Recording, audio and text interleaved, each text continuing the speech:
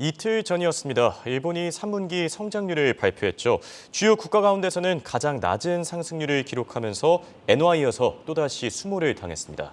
지금 올해 1인당 GDP도 우리나라에 밀릴 가능성이 있어서 일본은 그야말로 충격에 휩싸인 상황인데요. 오늘은 이 문제에 대해 알아보겠습니다. 한국경제신문의 한상춘 논설위원 나와 있습니다.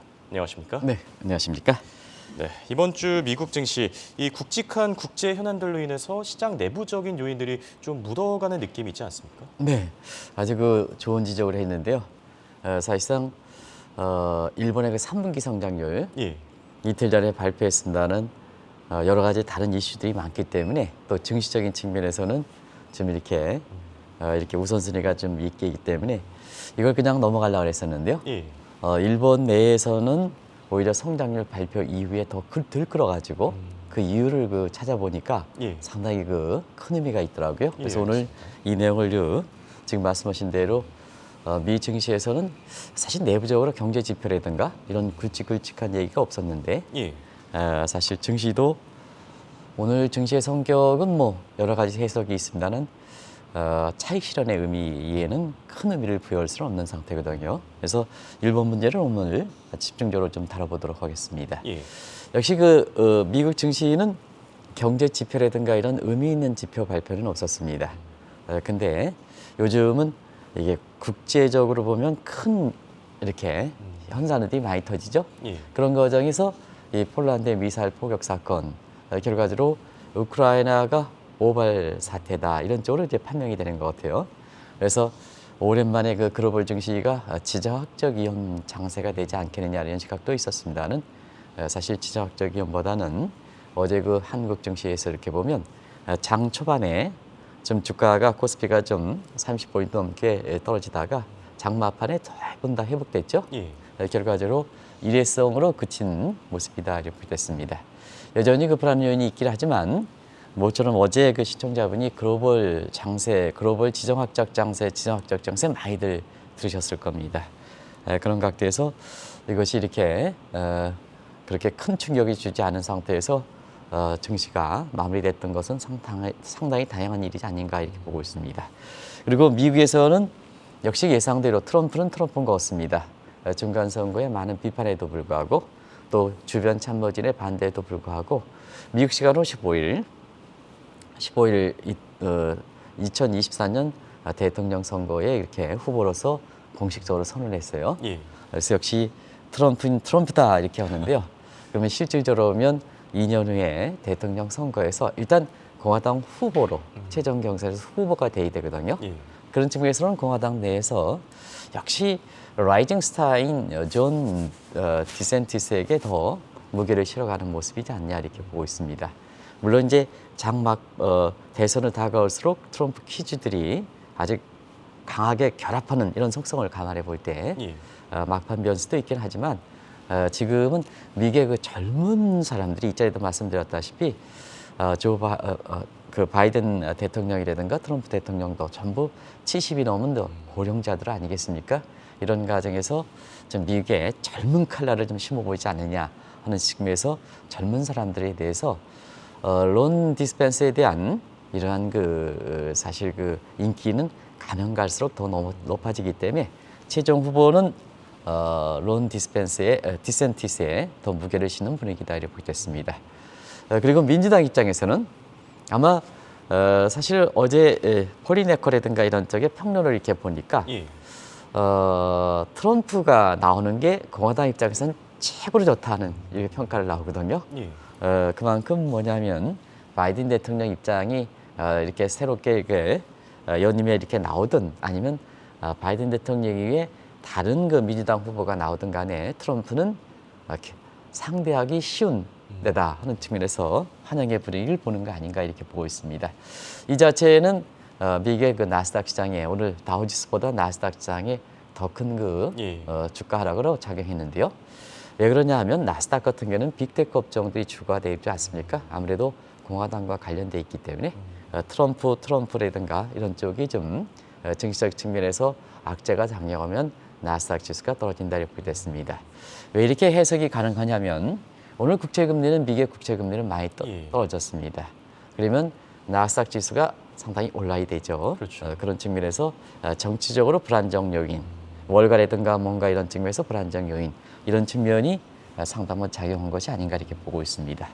그리고 우리가 앞으로 통화정책에서 미국뿐만 아니라 주요 20개국 G20의 통화정책이 어떻게 될 것이냐 하는 측면에서 사실상 이번에 발리 회담이 폐막됐습니다는 물가 완화를 잡기 위해서 이렇게 세계 중앙은행이 나서면 안 된다.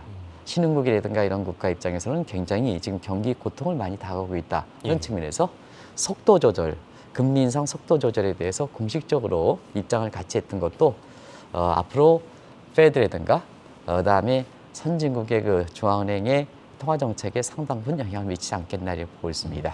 그래서 앞서 말씀같이 어제에 이어서 오늘도 미 3대 지수가 떨어진 것이 내부적인 뭐 크게 악재가 발생해서보다는 워낙 중간선거 전후에서 주가가 많이 올랐지 않습니까? 예. 그런 각도에서 차익 실현의 성격을 갖고 있다 이렇게 보시면 되겠습니다. 네, 미국 증시 상황 점검해봤고 앞서 오프닝에서 말씀드린 것처럼 일본의 3분기 성장률 굉장히 주목을 받고 있습니다. 네. 좀 이례적이다라는 평가들도 나오고 있는데 어떻게 보시는지요? 저도 이렇게 경제 해설을 30년 동안 해오면서 예. 이런 상황이 발달될 줄은 꿈에도 몰랐습니다. 이렇게 오늘 한번 잘 지켜보시기 바랍니다. 일단 문제가 됐던 것이 일본의 3분기 성장률이죠. 예. 대부분 다 주변국의 성장률이 좀 플러스로 나왔기 때문에 일본이 최소한 아무리 안 좋다도 플러스 성장이 나올 거로 이렇게 봤었는데요. 나온 결과를 보면 일본은 공식적인 성장률의 발표가 전분기 대비입니다. 그래서 전분기 대비해서 마이너스 0.3% 마이너스로 나왔고요. 이걸 미국식으로 전분기 대비 연율로 바꿔봤습니다. 예. 그래서 마이너스 1.2% 나왔습니다. 그러면 이 성장률의 마이너스가 어떤 의미일까 하는 측면에서 주변국을 한번 보겠습니다. 주변국이 한번 일본 경제 입장에서 가장 영향을 많이 미치는 주변국의 경제 성장률을 보면 자, 한국은 먼저 이렇게 나왔군요. 한국은 3분기 성장률이 2분기에 떨어졌다 해도 플러스 성장이 가능했습니다. 예. 그래서 2분기에 0.7%, 3분기에 돌아왔다 해도 0.3% 이렇게 되고요. 그다음에 미국은 두 분기 연속 역성장에서 탈피했습니다. 그래서 1분기에 마이너스 1.6%, 2분기에 마이너스 0.6%, 그다음에 3분기에 2.6%가 됐습니다. 그리고 중국은 또 이건 중국은 이제 전년 동기비입니다. 예. 미국은 정기비 연율이고요. 한국은 저게 전분기 대비입니다. 예. 공식적으로 발표하는 것, 요걸 좀 같이 얘기해야 예, 그렇죠. 시청자분이 단순 비교를 안 할 수다 이렇게 보시면 되겠습니다. 중국은 전년 동기비 공식적 통계입니다. 이런 각도에서 중국이 저기 성장률이 조금 빠진 것 같아요. 3.9%입니다. 우리 이제 서 작가께서 3.9%인데 예. 3.9% 해서 중국이 3.9%입니다. 중국이 4.8에 0.4에 3.9%입니다. 시청자 여러분 이렇게 좀 제가 착오 예, 부분을 아마 두겠습니다. 수정이 바로 될 것 같습니다. 3.9%입니다. 그래서 이렇게 주변국의 성장률이 전부 플러스 나왔기 때문에 일본의 마이너스 성장률은 상당 부분은 굉장히 일본 자체적으로 문제가 있는 게 아니냐. 예. 일본은 이번에 3분기 성장률이 마이너스가 나왔기 때문에 그걸 의식해서 그런지 주변국의 경제 성장률이 안 좋아서 그렇다 하는데 실질적으로 보면 그게 잘못된 해석이다 하는 걸 말씀드리겠습니다. 그리고 경기 순환상으로 한번 보겠습니다. 경기 순환상으로 이렇게 보면 일본은 트리플 이렇게 딥입니다. 우리가 더블 딥도 무서운데 예. 트리플 딥입니다. 트리플 딥이요. 트리플 딥이요. 그래서 저점이 3개 생긴다는 얘기입니다. 그 내용을 한번 볼게요. 자, 2021년 3분기에 마이너스 0.4%, 그 다음에 1분기에 1점. 그래서 3분기에 저점이 형성됐죠. 예. 그 다음에 1분기에 0.4%, 4분기에 1.0에서 0.1로 팍 떨어졌죠. 예. 저점이 또 한 번 생성됐죠. 그리고 그 위에 0.9% 올랐죠. 그리고 3분기에 이번에 마이너스 0.3% 떨어지다 보니까 저점이 3개 생겼다. 그래서 이것을 트리플 딥이라고 하고 미국식으로 보면 스네이크형이다 이렇게 보시면 되겠습니다. 뱀이 꾸불통 예, 꾸불통 그렇네요. 꾸불통 하죠. 이런 속에 스네이크형이다 이렇게 됐습니다. 이런 세 가지 측면에서 일본의 그 3분기 성장률이 마이너스 빠진 것은 시간이 가면 갈수록 발표 직전보다 일본의 그 정부가 발표하는 점과 잘못 해석했기 때문에 시간이 가면 갈수록 솔직히 얘기해라. 일본 국민이 솔직히 얘기해라. 왜 덮느냐? 솔직히 얘기해라. 이렇게 해서 더 논란이 되고 있다 이렇게 됐습니다. 사실 이해가 잘 되지 않는 게 일본이 경기 부양을 위해서 지금 마이너스 정책을 고수했는데 성장률은 오히려 더 떨어졌습니다. 이게 문제죠. 예. 왜 그러냐면 지금 올해 들어서 세계 각국들의 인플레를 잡기 위해서 긴축을 나서느냐, 아니면은 경기를 부양하기 위해서 완화 정책을 썼느냐, 예. 양분화돼 있지 않습니까? 뭐 시청자 여러분 아시겠습니다는 미국의 중심으로 한 한국도 거기에 포함되어 있겠습니다는 물가를 잡기 위해서 긴축으로 나섰고, 그것이 금리 인상이든 QT 통해서 유동성을 축소하든 대부분 다 경기 문제보다는 인플레를 잡기 위해서 긴축을 추진했거든요. 그렇죠. 근데 이제 중국이라든가 이런 국가들은 대부분 다 인플레 부담이 썩 그렇게 높지는 않고 통제 경제이기 때문에 예. 손안에 든 소득이 중요해져서 경기 부양 쪽으로 나섰거든요. 추세적으로 보면 그때마다 좀 다르긴 했지만 예. 추세적으로는 경기 부양 쪽으로 가고 있습니다. 그러면 일본은 뭐냐? 일본은 서방 국가입니다. 미국의 가장 친한 국가입니다. 그렇죠. 그럼에도 불구하고 일본이 인플레가 없느냐? 인플레가 높은데도 불구하고 결국은 아베노미스를 고집했거든요. 아시겠습니다. 아베노는 엔저 울트라 금리 완화 정책, 마이너스 금리 정책을 추진해서 엔저 하락을 유도해서 경기를 부양하는 정책이다 하는 것은 시청자분이 잘 아실 거로 생각합니다. 그래서 엔달러 환율이 한때는 뭐냐, 루비칸 선이라는 달러당 150엔도 넘었죠. 151엔까지 갔죠. 예. 그러면 충분히 엔저가 됐죠. 충분히 엔저가 됐죠. 그러면 경기가 살아나 있죠. 그렇죠. 다른 서방 선진국에 비해서도 경기 부양을 했고, 또 아베노미스의 얘기대로 충분히 엔저가 됐지 않습니까? 일본의 금리위기가 우려될 정도로 충분히 엔저가 됐으면 일본 경기 살아나죠. 근데도 자, 일본 경제 성장률이 마이너스로 추락되니까 지금 일본 국민들 사이에서는 이제 아베노미스는 죽었다. 아베노미스는 죽었다.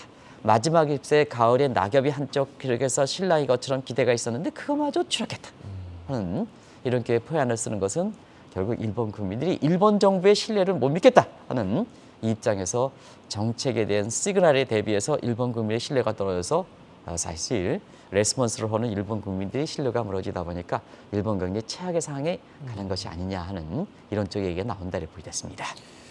아베노믹스는 죽었다. 시사하는 바가 참 많을 것 같습니다. 네, 그렇습니다. 그럼 이번 기회를 통해 한번 따져보죠. 지금 엔저를 유도해서 경기 부양을 노리고 있는데 일본 경제 왜 살아나지 못하고 있는 겁니까? 우리가 누차에 말씀드리는 엔저가 되려면 예. 수출입 상품이 엔화 환율은 가격 경쟁이거든요. 가격 경쟁에 의존해야 됩니다.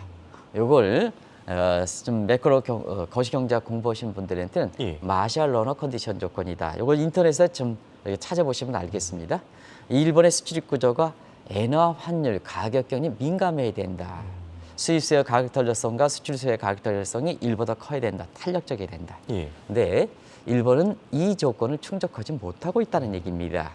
이게 그렇기 때문에 아직도 일본은 뭐 품질과 기술과 디자인에 나가는 일본 제품들이거든요. 예. 그렇기 때문에 일단은 엔저가 수출 증대를 해서 경기 부양 효과를 이렇게 내리기는 어렵다 하는 것을 말씀드리고, 그리고 사실 이렇게 엔저가 되면 수입 물가 상승해서 수입의 단가가 올라가지 않습니까? 예. 수입의 단가가 올라가면 어떻습니까? 일본의 수입이 증가하는 게 되거든요. 그러면 이제 일본이 1953년 자민당 정부를 이렇게 보면 압축 성장을 하는 과정에서 수출 주도 경쟁을 했는데요. 그 수출 주도의 총수 항목별 기여도 보면 항상 순수출 기여도가 이렇게 나오고 있습니다. 이 순수출 기여도가 수출 증대 효과는 적죠. 예. 그다음에 수입 증대 효과는 크죠. 그러면 순수출 기여도는 뭐냐? 수출에서 수입을 뺀 거니까 수출은 떨어지고 수입은 증대하니까 순수출 기여도 떨어져. 일본의 성장 동력 줄어들어. 결과적으로 보면 일본의 성장률이 떨어지게 되는 배경이다 이렇게 보게 됐습니다. 그리고 일본은 자 홍행커께서 예. 일본 기업이다 이렇게 하면 아베노믹스에서 엔저가 된다, 금리가 떨어진다. 일본 내에서 사업하시겠습니까? 안 하시겠습니까? 안 하시죠? 예. 그래서 미국은 리쇼링을 해서 미국 기업을 전부 미국으로 불러들이는데요. 일본은 오랫동안 마이너스 엔저가 돼 일본에서 사업하고 싶은 사람이 어디 있습니까? 더더구나 부동산 가격 이렇게 해서 다 침체되고 정치권도 5대 함정이 우려될 정도로 규제가 높아, 일본의 계파 정치에 글로벌 추세를 못 쫓아가, 국가 부채는 많아, 여성들은 차별해, 5대 함정. 누가 사업하겠습니까? 전부 글로벌 비중이 높은 상태거든요. 글로벌 비중이 높은 상태에서 자 엔저가 한번 돼보십시오. 예. 엔저가 되면 일본 내 수출이 많아야 엔저에 따른 혜택이 드는 거 아니겠습니까? 근데 밖에 가면 거꾸로 역기코 사태가 발생하는 거죠. 어떤 거죠? 이런 것이 사실 일본 경제를 이렇게 어렵게 하는 거다. 더더구나 아베노미스가 정책이 10년, 만으로 10년 넘었어도 정책 효과가 나타나지 않은 거다. 충분한 일본 국민들이 인내를 하는 시간이었었죠. 예. 네, 나타나지 않고 있는 거죠. 이 문제의 배경이 된다 이렇게 보겠습니다.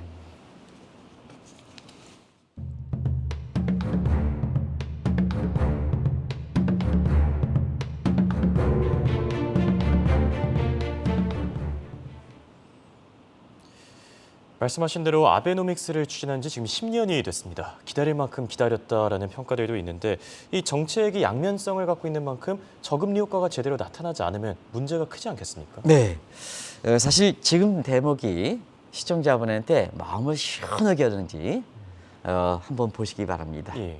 지금 이렇게 보면 일단은 모든 정책은 양면성을 갖고 있습니다. 더더구나 장기 10년 이상 추진했던 아베노믹스는 양면성을 갖고 있습니다. 그런 측면에서 의도했던 효과가 나타나지 않으면, 다시 말하면 경기 부양 효과가 나타나지 않으면 부작용이 크다. 예. 이런 측면에서 부작용이 여러 측면이 있습니다는 아무래도 엔저가 이렇게 되면 다른 국가들은 인플레를 잡기 위해서 자국 통화를 강세 정책 취하지 않습니까? 여기는 경기 부양을 위해서 엔저를 추진하다 보니까 고통은 일본 국민들에게 되는 거죠. 어떻게 수입 물가 상승을 통해서 일본의 물가가 굉장히 많이 올라간다 이렇게 됐습니다. 예. 그 물가 추이를 한번 보겠습니다. CPI 물가 이렇게 보면 일본도 3월 이후서부터 갤러핑으로 높아가고 있습니다. 일본이 그동안 소비자 물가가 마이너스 국면이었습니다. 그래서 디플레가 우려했던 상태거든요. 예. 근데 올해 3월에 1%대에 가서 4월에는 바로 2% 가고 8월 에는 3% 갔다. 어떤 시청자분들이, 어떤 전문가가 그런 얘기를 하고, 미국이 8%대인데 물론 이제 이번에 사실 10월 달에 7.7% 떨어지긴 했지만 예. 그래도 7%인데 3%대냐? 그렇지는 않습니다. 일본은 미국과 편제 방식이 상당히 다릅니다. 미국은 체감적인 국민의 입장에서 주거비라든가 가솔린 가격이라든가 그다음에 의료비가 많이 가중치가 높습니다. 일본은 사실 그렇지 못합니다. 한국도 마찬가지입니다. 한국도 마찬가지입니다. 근데 그런 상태에서 이렇게 보면 일본의 이렇게 물가는 일본 국민들의 체감적인 물가 수준과의 직접적으로 관련되어 있는 것이 가중치가 적다는 것을 말씀드리겠습니다. 그래서 저 3%대는 미국의 약 6%에 해당되는 점이다 이렇게 보겠습니다. 가중치를 똑같이 놓고 보면. 그래서 일부 전문가가 3%대기니까 미국의 7.7%는 낮다, 한국의 5.6%는 낮다, 이런 시각은 잘못되어 있다. 가중치가 다르고 가중치 항목이 다른데 그대로 단순 비교하는 건 잘못되어 있다는 걸 말씀드리겠습니다. 두 번째는 일본 국민은 저물가의 체제단 국가입니다. 아시겠지만 디플레가 1990년대 이후에 거의 30년 동안 저물가 체제가 굳은 층, 이런 상태에서 3%대 가면, 단기에 3% 가면 체감적으로 경제 고통은 굉장히 크다 하는 것을 말씀을 드리겠습니다. 두 번째 부작용은 일본이 금리가 마이너스 엔저가 되면 일본의 뭐냐, 앞서 말씀드린 같이 일본 기업도 밖으로 빠져나가고 엔캐리 트라이드 자금이 밖으로 빠져나갈 수밖에 없죠. 이 문제는 누누이 지적했죠. 예. 그래서 일본에서 자금이 빠져나가는 국면이 되고 있습니다. 그러다 보니까 실제 발생 여부와 관계없이 일본에서 일본발 금융 위기가 터지는 것이 아니냐, 이런 얘기가 나오는 것도 바로 그렇다 이렇게 보겠습니다. 세 번째는 엔화 강세를 예상해서 베팅한, 이게 이제 우리나라에 6월서부터 엔달러 환율이 115, 116에 120엔 갈 때, 자, 홍영거도 우리랑 같이 방송을 했습니다. 일본 주식 사세요, 엔화 사세요 했던 우리 시중은행의 PB와 똑같은 모습입니다. 예. 일본 그 기업들도 과거에 보면 경기 침체일 때 엔화가 강세됐는데 과거 모습 생각해서 엔화 강세 베팅했는데요. 자, 115원 대비해서 지금 오늘 140엔, 일부에서는 150엔 갔으니까 얼만큼 엔화가 약세됐습니까? 그러다 보니까 한국판 키코가 일본에 전염됐다 해서 일본판 키코 사태가 역시 아베노믹스에 따른 또 다른 정책적인 부작용의 세 번째 국면이다. 다른 것도 많습니다. 오늘 시간 관계상 여기서 줄이겠습니다. 그래서 특히 일본의 국민들의 물가가 아주 지금 고통스러우니까 아베노믹스에 대해서는 더 이상 추진하지 말아라. 아베노믹스는 죽었다. 이런 얘기가 나오는 거다 이렇게 보겠습니다. 지금 일본의 3분기 성장률이 마이너스로 나왔습니다. 그런데도 지금 마지막까지 아베노믹스를 고집하는 구로다 총재. 최근 들어서 말과 행동이 좀 다르지 않습니까? 네, 말과 행동이 상당히 다르죠.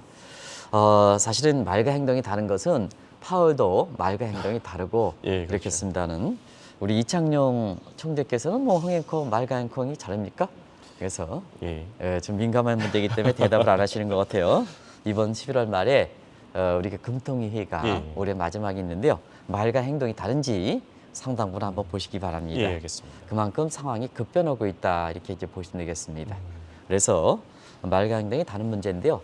지난번에 아이아이 이렇게 참석해서 그렇다 이렇게 일본의 총재 아베노믹스를 마지막까지 이렇게 잡고 있는 그렇죠. 이분이 이런 얘기를 했습니다. 시청자 여러분 기억나시겠습니다. 이때도 8월 이후에 소비자 물가 상승이 3%에서 일본 국민들이 물가 고통이 심하다 보니까 어떠냐. 내년에 인플레 타겟팅성 2%에 잡힌다. 이런 쪽에 얘기를 했어요. 예. 그리고 인플레 고공행진이 된다는 파월 발언. 그때 당시에 이제 IAEA에서 이렇게 참여했던 파월이 이 얘기했는데 잭슨 미팅 뭐 이렇게 이때 예. 고공행진 지속된다. 아직도 멀고 오래 간다. 그 영어 표현 아시죠? 예. 멀고 오래 간다는 표현에 대해서 사실은 이렇게 그렇다는 다른 입장을 표현했거든요. 그런 과정에서 자 마이너스 금리 정책 아베노믹스를 고집했는데요. 실제로 본인의 행동은 어떨 거냐? 엔달러원이 추락했습니다. 엔달러원이 급등했고 엔화는 미달러에 대해서 추락했습니다. 그래서 145엔 넘고 이러다 보니까 결과적으로 보면 시장 개입했거든요. 말과 행동이 그렇죠. 다른 점 예. 아니겠습니까? 그래서 시장 개입했던 내용도 아주 직접적인 달러 매도 개입했습니다. 달러 매도해서 경우에 따라서는 미 재무부에서 얘기하는 직접적인 피밭, 환율의 상승세를 밑으로 돌리는 피밭에 이렇게 개입하는 것은 국제적으로는 굉장히 금물이거든요. 예. IMF에서 스무딩 오퍼레이션까지는 인정을 합니다. 스무딩 오퍼레이션은 추세는 역으로 돌리면 안 됩니다. 예. 속도만 줄여야 되는 거지. 그런 측면에서 이렇게 얘기가 나왔는데요. 결과적으로 보면 시장에서 정책 당국의 신뢰가 떨어지다 보니까 결국 이렇게 가가만큼 엔달러원이 안정되는 효과는 그렇게 많지 않거든요. 그럼 어떤 분은 그런 얘기를 해요. 엔달러원이 150엔 가서 140엔 간 것은 시장의 일본의 개입 효과냐? 그렇지는 않죠. 사실은 미국의 페드 회의 이후 그다음에 중간 선거에 피밭이 되다 보니까 달러 인덱스가 어떻게 됐습니까? 114에서 지금 106개로 떨어졌지 않습니까? 그렇기 때문에 그 달러 인덱스에 따른 달러 약세에 따른 엔달러 환율의 자연스러운 엔화 강세다 이렇게 보여졌습니다. 그런 쪽을 잘 해석해가지고 이걸 예. 봐야 되거든요. 결과적으로 시장 개입 효과는 없다는 얘기입니다. 왜 그럴까? 결국 아베노믹스를 추진했던 그렇다 하루 효과가 일본의 그 신뢰가 무너지다 보니까 이제 더 이상 입세가 떨어졌다는 얘기 아니겠습니까? 그러다 보니까 개입 효과가 적었다 이렇게 보여졌습니다. 자, 일본이 경기를 부양하기 위해서 과연 어떤 정책을 취해야 될지 지금 일각에서는 부의 저축을 동원해야 된다라는 얘기가 나오고 있거든요. 이거는 무슨 의미입니까? 네, 7번과 8번을 같이 해서 말씀드리겠습니다. 시간이 다 돼서 사실은 지금 상태에서는 통화 정책도 엔저 정책이 추진하는 게 어렵고 마이너스 금리 정책, 예. 재정 정책은 더 어렵습니다. 재정 정책은 지금 국가 채무가 GDP에서 270%거든요. 그래서 재정 정책은 더 어렵습니다. 그러면 통화 정책과 재정 정책이 경기 부양을 할 수가 없다. 예. 그래서 이제 제3의 대안들이 나오는 거거든요.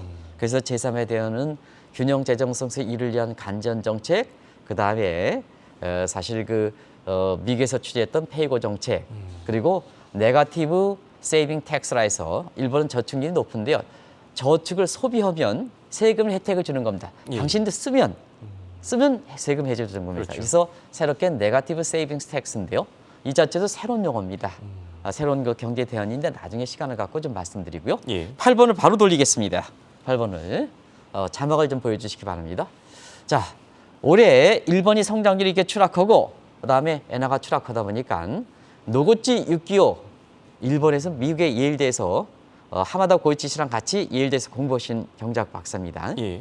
근데 1인당 GDP가 한일 간 역전된다. 실제로 역전되느냐? 그러면 3분기에 성장률과 그다음에 엔달러 환율, 원달러 평균 수준으로 보면 우리가 일본을 앞섰습니다. 사실 우리가 경술국지다에서 일본의 식민지 재배가 됐는데요. 사실 역경술 조치는 일본이 있을 수가 없는 한계 1인 GDP에 역전된다는 얘기입니다. 예. 그래서 역경술 조치라는 얘기가 나오는 거거든요. 이게 한 나라 경제가 국제 흐름이라든가 이런 것 규제가 강하고 부채가 많고 이렇게 했을 때 얼만큼 많이 이렇게 빨리 추락하는 것을 바로 할 수 있는 것이 아닌가 이렇게 이제 보고 있습니다. 그래서 지난번에 엔화가 추락한 데 이어서 일본 경제가 추락하고 1인당 GDP가 한국에 있을 수 없는 한국에 추월당하다 보니까 일본 국민들이 들끈 거죠. 예, 일본 국민이 들끈 거죠. 근데 우리나라의 은행 PB들이라든가 이런 측면에선 엔달러 환율이 115엔 갈 때 왜 엔화 베팅 일본 주식을 사라 이런 얘기했습니까? 이렇게 일본 내에서는 이렇게 한국에 추월당한 데서 들끓는데 한국의 은행 PB들은 단순히 이렇게 엔화를 사다 보니까 우리 국민들이 굉장히 좀 엔출하게 의해 가지고 손실을 많이 발생한다. 그래서 정확히 이런 대목을 좀 아실 필요가 있는 것이 아닌가 생각합니다. 마지막 입세, 아베노믹스는 죽었다. 우리 경제에도 시사하는 바가 참 많을 것 같습니다. 다가오는 금통위 회의에서 이 부분을 좀 주목해야 되지 않을까 생각이 들고요. 지금까지 도움 말씀에 한국경제신문의 한상춘 논설위원이었습니다. 감사합니다. 네, 고맙습니다.